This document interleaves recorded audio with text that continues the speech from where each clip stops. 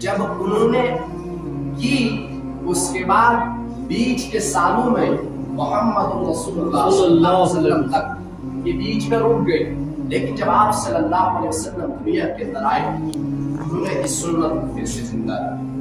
بزرگوں اور دوستوں، ابراہیم علیہ السلام کا میں نے بتا دیا، پوری دنیا کا یہ ماننا ہے کہ ابراہیم علیہ السلام ابراہیم علیہ السلام کی پوری تاریخ تو نہیں بتا سکتا، اتنی سخت نہیں ہے اور وقت نہیں ہے اتنا کہ آگے بڑھنا۔ ابراہیم علیہ السلام کی عمر 70 سے اوپر جا چکی اور آگ کے اندر ڈالا گیا اس سے پہلے ایک امتحان، لیکن پھر ہجرت، وہاں سے پہنچے ملک شام، اور جب شام پہنچے وہاں کا جو بادشاہ تھا وہ آنے والے ہر قافلے کی عورت کو ایک رات اپنے کمرے میں بند کر دیا۔ جب بھی کوئی قافلہ آتا ان کے ساتھ جو عورتیں ہوتی تھیں ان کے ساتھ ایک عورت کو اپنے کمرے میں بند کر دیا۔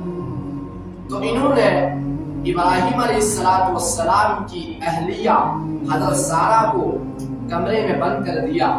جیسے ہی کمرے میں بند کیا ہاتھ بڑھانے لگے تو ہاتھ سن ہونے لگا، ہاتھ سوکھنے لگا، پھر واپس کرنے لگے، پھر سوکھنے لگا، پھر آگے، پھر واپس سوکھنے لگا۔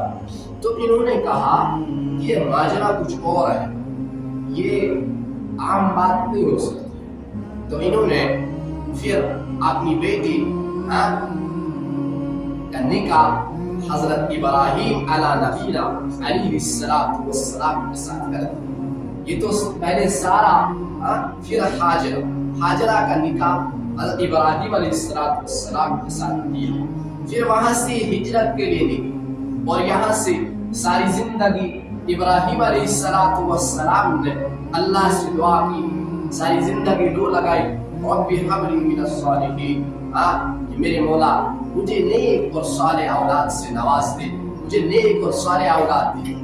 ایک بات یاد رکھیں میرے بھائیوں، اولاد کا ڈاکٹر ہونا، انجینئر ہونا، مفتی ہونا، عالم ہونا، پائلٹ ہونا، بزنس مین ہونا ضروری نہیں ہے، اولاد کا نیک ہونا ضروری۔ یہ سب چیزیں ایک الگ بات، ڈاکٹر بناؤ، انجینئر بناؤ، پائلٹ بناؤ، ہر چیز ان کے اندر آپ انویسٹ کرو، سیکھنے دو، لیکن سب سے پہلی شرط اولاد دے۔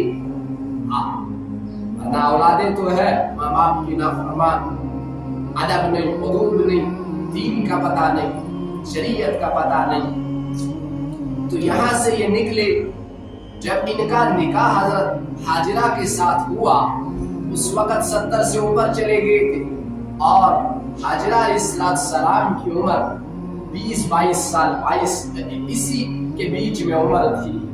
جب نکلے 3 آدمیوں کا قافلہ، جب نکلے تو وہاں سے ہجرت کی، پہنچے فلسطین۔ تو پھر اللہ نے 80 سال کی عمر میں اولاد سے نوازا۔ اولاد بھی کون سی؟ جو بعد میں ان کا مشن چلانے والی اولاد، نبوت کا تاج جن کے سر پر لگنے والا اللہ نے عمر دے دی۔ یہاں سے پتہ چلتا ہے اولاد کا تعلق عمر سے نہیں ہے، اولاد دینے والی ذات اللہ، جس کو اللہ چاہے اس کو دے دے، نہ چاہے نہ دے۔ قرآن کریم کے اندر اللہ تعالیٰ نے فرمایا میں جس کو چاہوں بیٹے دوں، میں جس کو چاہوں صرف بیٹیاں دوں، میں جس کو چاہوں دونوں دوں، جس کو چاہوں کچھ بھی نہ دوں۔ کوئی پوچھنے والا ہے کیا؟ یہ اللہ کی مرضی ہے۔ تو آپ جب بچہ پیدا ہو گیا تو کتاب کے اندر، میں نے کتاب کے اندر پڑھا، حضرت سارہ علیہ السلام بھی کہہ رہی تھی کہ اس بچے کو میری نظروں سے دور کرو، مجھے برداشت نہیں ہو رہا۔ تو پھر حضرت جبریل علیہ السلام انسانی شکل میں آئے، کہنے لگے کہ اللہ کا حکم ہے اس بچے کو اپنے سے دور کرو۔ آئے وہ باپ جس کو 80 یا 80 برس کی عمر میں اولاد ملی ہو، اس کو اپنی نظروں سے دور کرنے کا حکم ملا. ابھی تو جی بھر کے دیکھا نہیں، لیکن اللہ کا حکم آ گیا کہ اس کو اپنی نظروں سے دور کرو. بزرگوں اور دوستوں، کہاں لے جاؤں؟ کہا ہم بتا دیں. یہ دو آدمیوں کا قافلہ چلا. جب یہ چلا فلسطین سے، وہاں فلسطین کا علاقہ اچھا خاصا علاقہ ہے، یعنی ریگستان ہے، لیکن پانی سب کچھ ہے. آگے جا کے کالے پہاڑ ہے، پتھر ہے. تو ایک جگہ دکھائی جس کو کتابوں کے اندر کہا جاتا ہے، اس وادی کا نام ہے وادی غیر ذی زرع. تو حضرت ابراہیم علیہ السلام نے حضرت ابراہیم علیہ السلام سے کہا کہ اس کو آپ یہاں چھوڑو. حضرت ابراہیم علیہ السلام کو آگ کے اندر ڈالا گیا. اف نہیں کی، کوئی بات تک نہیں کی، سانس لمبی نہیں ہوئی، سانس لمبی نہیں ہوئی.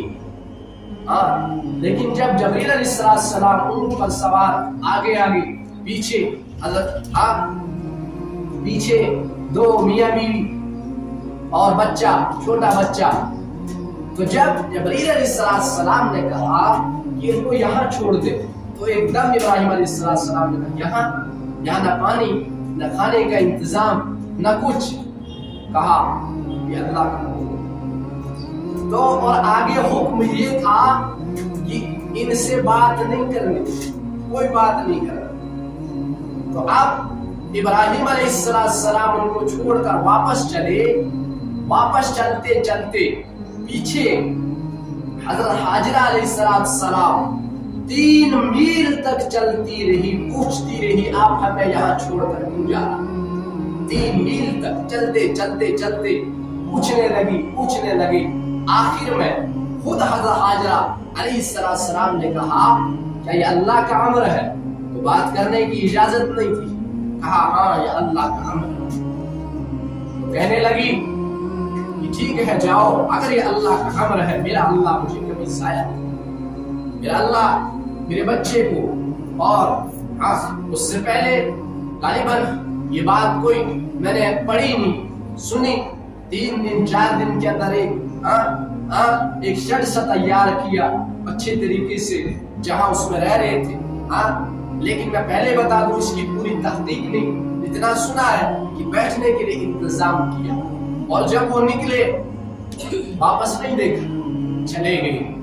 اور جس رکن کو آج حاجی حضرات کرتے ہیں، صفا مروہ کا نام جس کو پڑا ہے، 3 دن کے بعد پانی ختم ہو گیا. ایک چھوٹا سا مشکیزہ، آپ حضرات نے مشکیزہ دیکھا ہوگا. آج کل بھی جو یہ بکروال حضرات چلتے ہیں، جو یہ بھیڑ چرانے کا کام کرتے ہیں، ان کے پاس ہوتی ہے، میں نے دیکھی ہے، اس میں پانی رکھتے ہیں.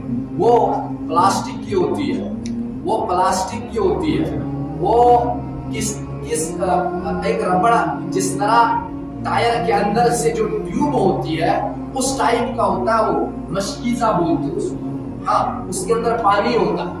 3 دن کے بعد وہ پانی بھی ختم ہو گیا. چھوٹا سا معصوم بچہ پیاس سے تڑپ رہا ہے، پیاس سے بلک رہا ہے. یہ ماں دیکھ رہی ہے. اور حضرت حاجرہ علیہ السلام صفا سے مروہ، مروہ سے صفا، صفا سے مروہ. وہ یہاں دوڑ رہی، وہاں سے یہاں دوڑ رہی. بچے کو دیکھ رہی، ابھی زندہ ہے، مر گیا، چل رہی ہے. اور 7ویں مرتبہ جب گری ہے، 7ویں مرتبہ گری، اس ٹائم دیکھا ایک انسان نظر آ. جیسے پہنچی وہاں کوئی انسان نظر نہیں آیا، وہ غائب ہو گیا. اور تب تک آ کر دیکھا کہ جب حضرت اسماعیل علیہ السلام رونے کے وقت ان کی ایڑیاں جو گھس رہی تھی، تب تک اللہ نے ان ایڑیوں سے زمزم کے چشمے جاری کرے. اب میں ایک بات بتا دوں آپ کو، ایک تحقیقی بات، جس سائنس نے بہت زیادہ ترقی کری.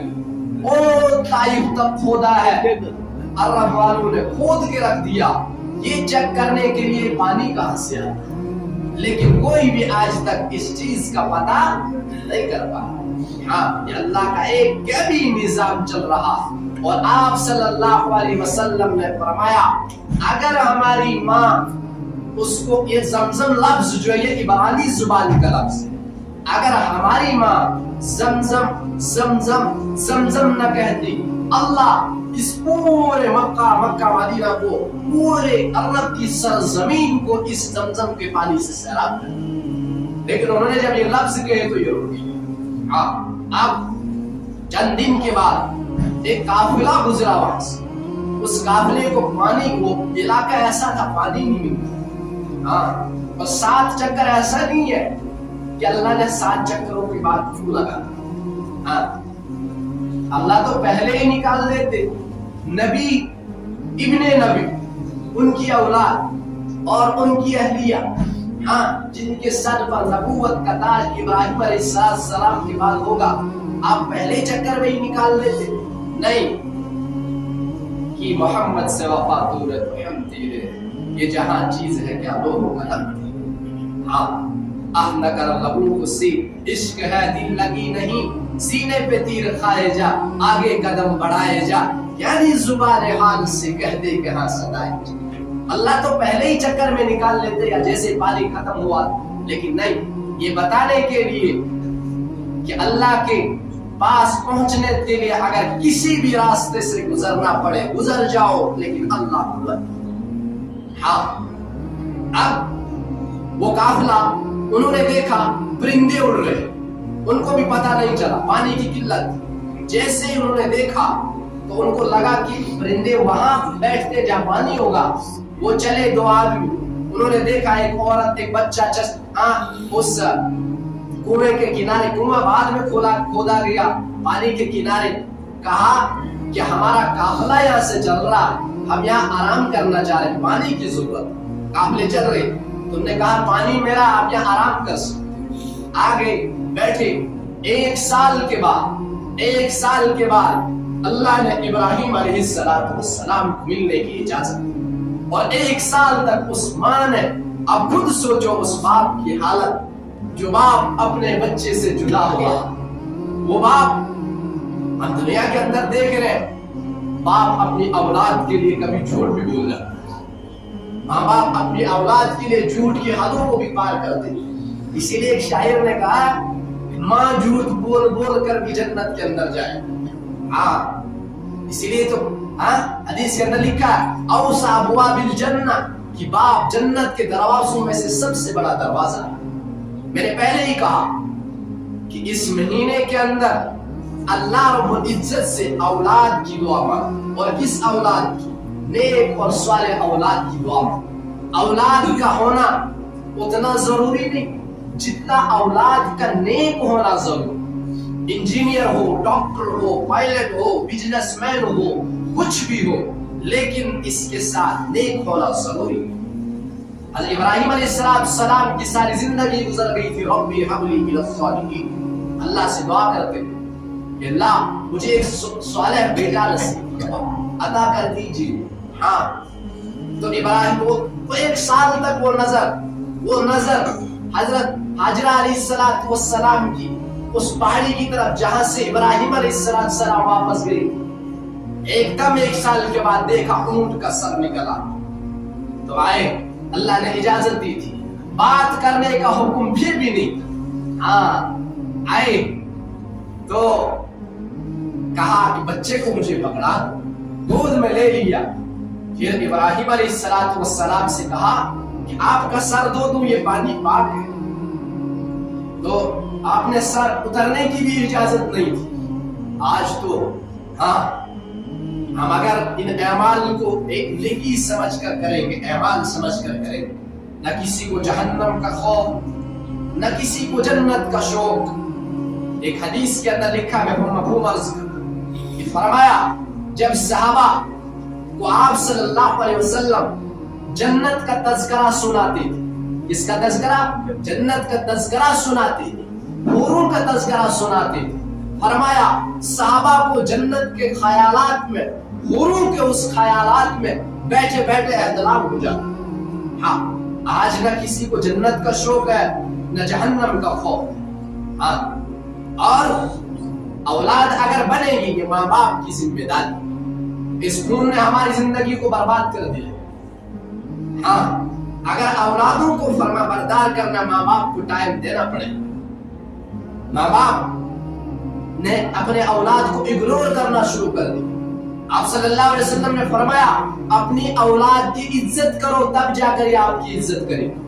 اور یہ آپ کو بھی پتا ہے آج کی اولادیں وہ اولادیں نہیں ہے ماڈرن دور کے زمانے کی اولادیں.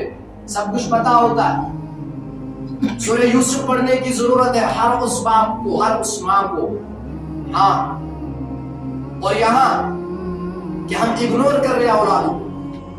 وقت موبائل کے ساتھ، کمپیوٹر کے ساتھ، ہاں ہر کسی کے ساتھ. تو میرے بھائی اب سر دھویا واپس گئے.